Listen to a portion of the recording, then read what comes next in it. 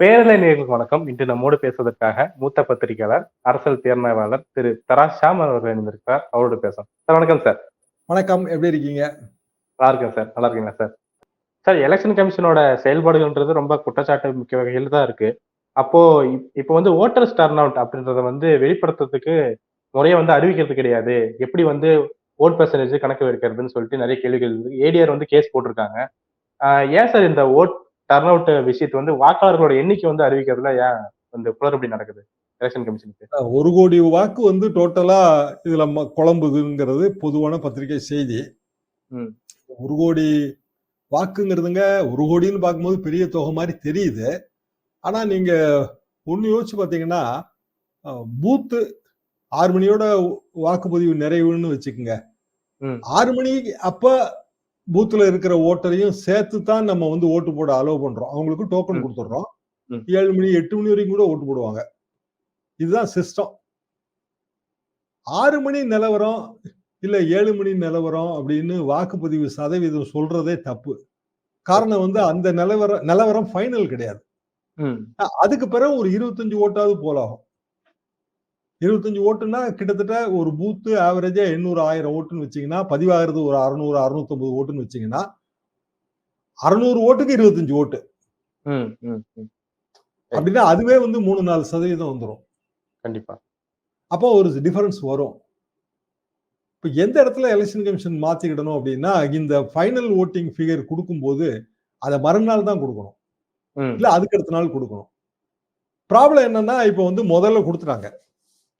கொடுத்த உடனே எல்லாருமா அந்த கணக்குக்குள்ள போயிடுறோம். இப்போ உதாரணமா தூத்துக்குடி 59%. கடைசியில பார்த்தா அது ரொம்ப கூட இருக்கு.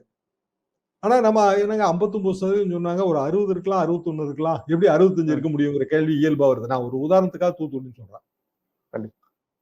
அப்போ எலெக்ஷன் கமிஷன் இன்னைக்கு அந்த ஒரு சொக்கலிங்கம்னு அவர் ஒரு மகாராஷ்டிரா தேர்தல் ஆணையருங்க, நம்ம சத்யபிரதா சாகு மாதிரி, அவர் வந்து ஒரு விளக்கி ஒரு அறிக்கை கொடுத்திருக்காரு. இந்த சிஸ்டத்தை மேஜர் ரீசன் வந்து நமக்கு போலிங் பூத்ல கடைசி நேரத்துல ஓட்டுப்பதிவுக்காக காத்திருக்கிறவங்களுக்கு கொடுக்குற டோக்கன் சிஸ்டம் அதெல்லாம் பதிவாகி வரும்போதே மறுநாள் இல்ல அதுக்கு அடுத்த நாள் கூட ஆயிருது. ஆனா வந்து நம்ம வந்து ஓட்டுப்பதிவு சதவீதத்தை அவ்வப்போது வந்து குறைந்தபட்சம் அந்த தொலைக்காட்சிகளுக்காவது நம்ம கொடுக்க வேண்டிய கட்டாயத்தில் இருக்கிறோம். எனவே திருப்பி திருத்தப்பட்ட வாக்குப்பதிவு வரும்போது அது ஒரு குழப்பத்தை ஏற்படுத்துகிறது. மற்றபடி எதுவுமே செய்ய முடியாது. இதுல அவர் விளக்கி சொல்லியிருக்காரு. இந்த ஃபார்ம் வந்து இவ்வளவுதான் ஓட்டுங்கிறத நம்ம கடைசியில அவரே தான் சொல்றாரு, சொக்கலிங்கமே தான். அவர் தமிழ்நாட்டை சேர்ந்த IAS அதிகாரின்னு நான் நினைக்கிறேன், பேரை வச்சு. அவர் வந்து ஃபார்ம் வந்து நம்ம ஒவ்வொரு போலிங் பூத்லயும் குறிப்பிட்ட படிவத்துல ஓட் பெர்சன்டேஜ எல்லா கட்சிகளோட அல்லது அங்கீகாரம் பெற்ற பதிவு பெற்ற வேட்பாளர்களோட போலிங் ஏஜென்ட்டுக்கு கொடுத்துடுறோம். அப்புறம் திருத்தப்பட்ட ஃபிகர் போடும் போதும் அவங்களை கூப்பிட்டு கொடுக்குறோம். அந்த ஃபார்மை அப்லோட் பண்ணணுங்கிறது தான் ஏடிஆரோட டிமாண்ட். பண்ண சொல்லிடுவாங்கன்னு தான் நான் நினைக்கிறேன். அதனால அதுக்கு பிறகு நாளைக்கு கவுண்டிங்ல வந்து அது மாறுறதுக்கு வழி கிடையாது. அப்படி மாறிச்சு அப்படின்னா மிகப்பெரிய பிரச்சனை வந்து கவுண்டிங் சைட்ல ஏற்படும். ஏன்னா இவங்க எல்லாருமே கையில பழைய ஃபார்ம் வச்சிருப்பாங்க. இப்போ 1.5 மாசம் கழிச்சு நமக்கு கவுண்டிங் வருதுன்னா 1.5 மாசத்துக்கு முன்னாடி உள்ள ஃபார்மை எல்லாரும் வச்சிருப்பாங்க. அது எலெக்ஷன் கமிஷன் அப்ரூவ்டு ஃபார்ம் படிவம். அதனால அப்படியான சந்தேகங்கள் வேண்டாம். தேர்தல் ஆணையம் தன்னோட சில விதிமுறைகளை வந்து அல்லது சில மரபுகளை நடைமுறைகளை மாற்றணும். அதுதான் இதை சுட்டி காட்டுதுன்னு சொல்லியிருக்காரு. எனக்கு அந்த விளக்கம் கொஞ்சம் பொருத்தமானதா தாங்க தெரியுது. ஆனா மல்லிகார்ஜுன கார்கே வந்து குழப்பத்தை ஏற்படுத்துன்னு சொல்லி கண்டிக்கிறாங்க சார். அது எப்படினாலும் அவர் அப்படித்தானே சொல்லி ஆகணும். குழப்பத்தை ஏற்படுத்துகிறதுங்கிறது நம்ம குழப்பம் ஏற்படுத்துங்கிறது நம்ம உண்மைதான். ஏன்னா ஒரு காமனா ஒருத்தருக்கு இந்த இவ்வளவு பெரிய டெக்னாலஜி இவ்வளவு பெரிய டெக்னிக் தெரிய வழி இல்ல, நுட்பம் தெரிய வழி இல்ல. அப்ப அவங்க என்ன நினைப்பாங்க, என்னங்க நீங்க வந்து 60% சொன்னீங்க, கடைசியில 65% சொல்லிடுறீங்க, வெற்றிக்கு தோல்விக்கான வித்தியாசமே 5% தானே, 5% பிஜேபி கணக்குல வரவாச்சுன்னா அது ஜெயிச்சிருமே, இல்ல திமுக கணக்குல வரவாச்சுன்னா ஜெயிச்சிருமே, இப்படிதான் தோணும். அதுக்கு சில வீடியோக்கள் துணையாகுது. இப்போ அந்த போலிங் பூத் வீடியோ ஒண்ணு வைரல் ஆச்சு இல்லையா, 8 வாட்டி பிஜேபிக்கு பட்டனை பிரஸ் பண்றாருல ஒருத்தர். அப்படி வரும்போது சந்தேகம் கூடுது. ஆனா அதுவே வந்து எப்படி வருதுன்னா, மாக் போல் நடக்குது, மாதிரி வாக்குப்பதிவு. இந்த மாதிரி வாக்குப்பதிவு நடக்கும்போது ஒருத்தர் வந்து ஓட்டு போடுறாரு, அப்புறம் அதை அழிச்சிருவாங்க. ஏன்னா பட்டனை நீங்க ஒரு வாட்டி பிரஸ் பண்ணீங்கன்னா கண்ட்ரோல் யூனிட்ல வந்து அது பதிவாகும் இல்லையா? அடுத்த வாட்டி பிரஸ் பண்ணா பதிவாகாது. 8 வாட்டி எல்லாம் பிரஸ் பண்ண முடியாது. அப்படின்னா தான் நம்மளே வந்து நம்ம விரும்புற கட்சிக்கு 3 வாட்டி பிரஸ் பண்ணிட்டு ஓடியாந்துடலாமா? நீங்க வீடியோ எடுக்கவே வேண்டாம்ல. ஒரு கட்சி ஆதரவாளர் நீங்க வச்சுக்கங்க, ஓட்டு போட போறீங்க, சக்கு சக்குன்னு பட்டனை பிரஸ் பண்ண முடியுமா? அவரு என்ன பண்றாருன்னா அந்த நிறைய அட்டை வச்சிருக்கிறதையும் அவர் காட்டுறாரு. நான் ஒவ்வொரு தடவையும் அட்டையை காட்டி காட்டி ஓட்டு போட்டாங்கிற மாதிரி அது நமக்கு தோணுது. ஆனா ஒரு தடவை ஓட்டு போட்டா அந்த ஒரு 3 ஸ்டெப் அதுல இருக்கு இல்லைங்களா? நீங்க போலிங் பூத்துக்குள்ள போறது, உங்களோட பெயர்கள்லாம் அதுல எழுதிக்கிறது, அதுக்கு பிறகு கடைசியா அந்த அடையாளமை வச்சு நீங்க கையெழுத்து போட்டு அப்புறம் தான் உங்களை வந்து கம்பார்ட்மெண்ட்டுக்குள்ள அனுப்புவாங்க. இவிஎம் இருக்கிற ஏரியாக்குள்ள அனுப்புவாங்க. அப்ப இவருக்கு அடையாளமை வைக்காம எப்படி விட முடியும்? 8 வாட்டி எப்படி விட முடியும்?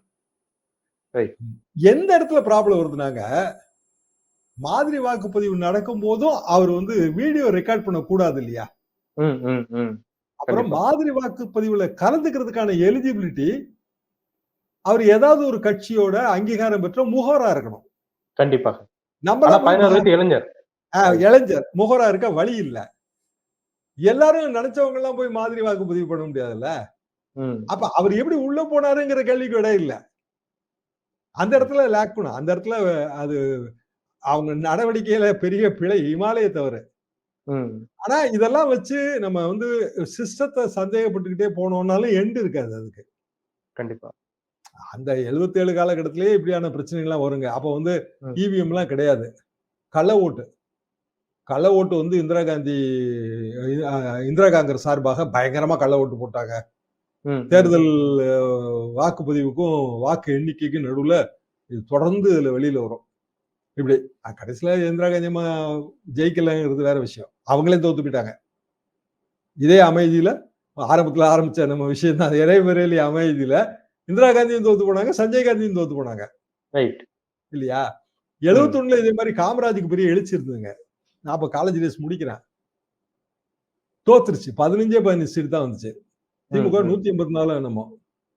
என்ன ஒரே பிரச்சனைகள், மீட்டிங் பேசுறது அதெல்லாம். அப்ப ஜெயகாந்தன் வந்து ஒரு பத்திரிகை எழுத்தாளர் ஜெயகாந்தன், ஜெயபேரிகின்னு நினைக்கிறேன் அது பேரு. அவர் வந்து ஒரு கட்டுரைப்பட்டாரு. தலைப்பு செய்தி ஆக்சுவலா. ரஷ்யாவில் இருந்து வந்த ரகசிய மை, அதான் டைட்டில். அதாவது ரஷ்யாவில இருந்து இந்திரா காந்திக்காக ஒரு அடையாள மை தயாரிச்சு அனுப்பி விட்டாங்க. அதை வச்சுட்டு கொஞ்ச நேரம் கழிச்சு அழிஞ்சிரும்.